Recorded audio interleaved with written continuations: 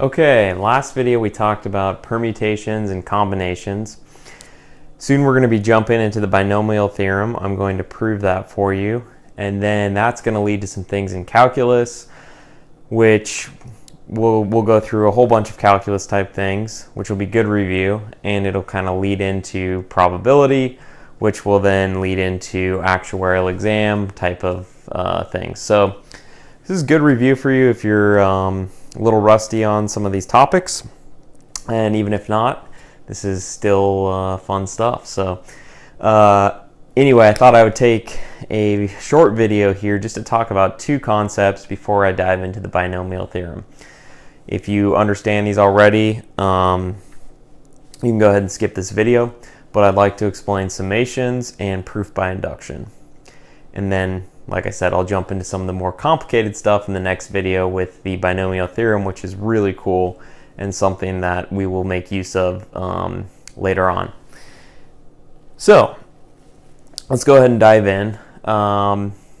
Summations, I mean, really a summation is just you're adding numbers, right? So 1 plus 2 plus ... plus 10. I just added 10 integers.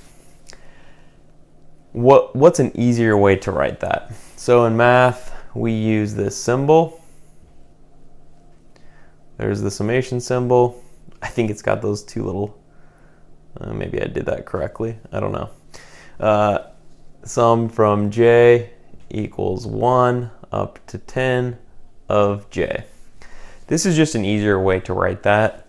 So if I'm summing the integers from 1 to 10, here I'm saying take this j variable and loop through, and we're going to add up the j's. So we're going to say when j is 1, what are we doing? We're taking j, which is 1.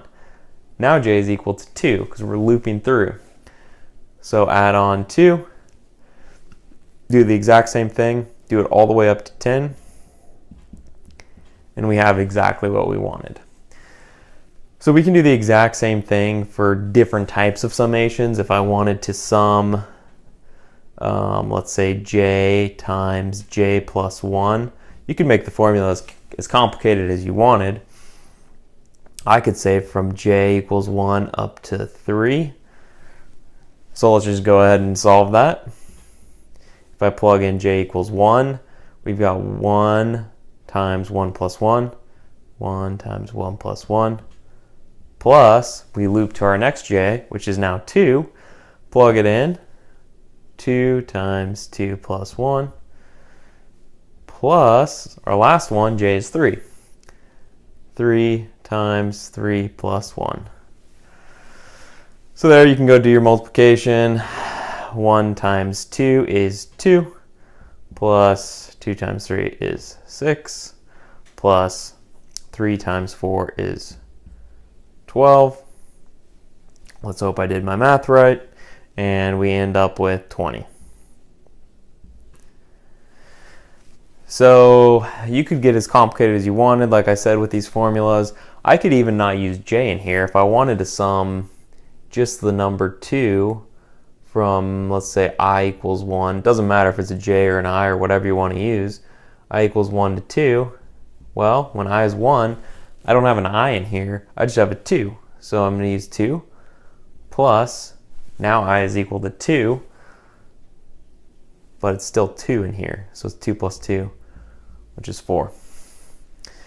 So anyway, I just wanted to do a quick review of, because we use this in so many formulas in math, it's good to know what a summation is. It's a good review, and that's it. That's all I have on summations. Now let's talk about proof by induction. Proof by induction is actually going to make more sense when I do the actual proof of the binomial theorem in the next video, but I just want to kind of give the overall concept of it. Let's say I make a statement to you, and you want to know whether that statement is true or not. And I'm saying for all integers, x is true. I don't know, whatever it is. I can go, there's a lot of ways you can go about proving things, right? You can go directly, you can show a series of steps, you can do what's called a proof by contradiction. You can do proof by induction, which I'm going to show you. There's a whole variety of ways to go about this. For the next theorem, induction is a great way to do it. But all induction is saying, it's kind of like dominoes. If I lined up a whole bunch of dominoes, as long as I line them up correctly, if I hit the first domino, all the dominoes are going to end up falling. All I had to do was get the whole chain started. It's kind of similar with proof by induction. Proof by induction, you choose a number that you're starting with, and I'm going to say n equals 1. I'm going to prove my statement is true for n equals 1. Okay? So whatever it is, I'll plug in n equals 1. If it's true, that's great. Then I've proved it for this one specific case. The next step is we want to prove a statement. We want to say, if theorem is true for n, then theorem is true for n plus 1. If I can prove this statement here, this is saying, this is an if-then statement. It's saying if the theorem is true for a specific n, we don't know what n is, then we know for sure it's true for n plus 1. If that's true, and I know it's true for n equals 1, well, then you plug n equals 1 into the statement, and what happens? If the theorem is true for n, so if the theorem is true for 1, which it is, we know it is, so then we go to this next statement, then we know it's true for n plus 1, which in this case is 1 plus 1, which is 2. So suddenly we know whatever we're out to prove is true for 1 and 2. Well, now that we know it's true for 2, we loop back here and we say, if the theorem is true for 2, we know it is, because we showed that on the last one, then it's true for n plus 1, which is 3 now.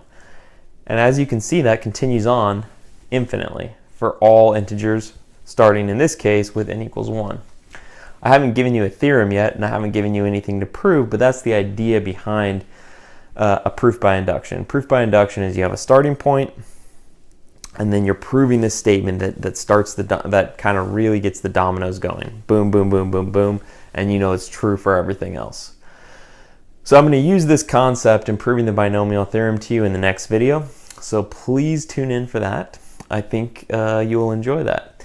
I also wanted to mention, I don't know if I'm going to post that video tonight. I probably will post that one tomorrow. Tuesday at 8:30 p.m.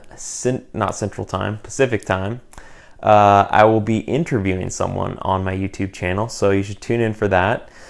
Like I said, this channel I will be talking about math things. I'll be talking about computer science things, logic, actuarial. I'll also be interviewing people in the profession. So this is going to be the first interview of someone in the profession, and I'm really excited about this one. He's actually my brother, and the reason I'm interviewing him is because he is a software engineer. He's been in the industry for quite a while. Then he was a professor, and now he's an entrepreneur. He has started his own company and has done quite well doing that. So I think you're going to enjoy the interview on Tuesday evening. Tune in live to YouTube, as long as we can figure out YouTube Live, which I think we'll be able to. If we can't figure that out, then we'll be on Facebook Live. I think it's going to be on YouTube Live. So that'll be the first real interview. And I think if you're interested in that kind of profession, even if you're not, even if you're just interested in computer science, what someone's daily life might look like in that, I definitely think you should tune into that. Anyway, I will see you next time to talk about the binomial theorem.